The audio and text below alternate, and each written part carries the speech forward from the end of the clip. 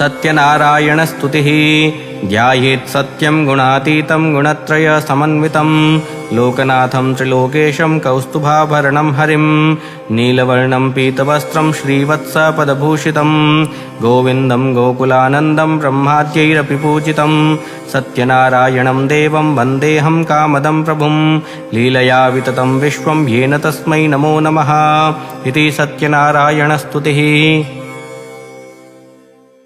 सत्यनारायणस्तुतिः ध्यायेत् सत्यं गुणातीतं गुणत्रयसमन्वितं लोकनाथं त्रिलोकेशं कौस्तुभाभरणं हरिं नीलवर्णं पीतवस्त्रं श्रीवत्सपदभूषितं गोविन्दं गोकुलानन्दं ब्रह्माद्यैरपि पूजितं सत्यनारायणं देवं वन्देऽहं कामदं प्रभुं लीलया विततं विश्वं येन तस्मै नमो नमः इति सत्यनारायणस्तुतिः।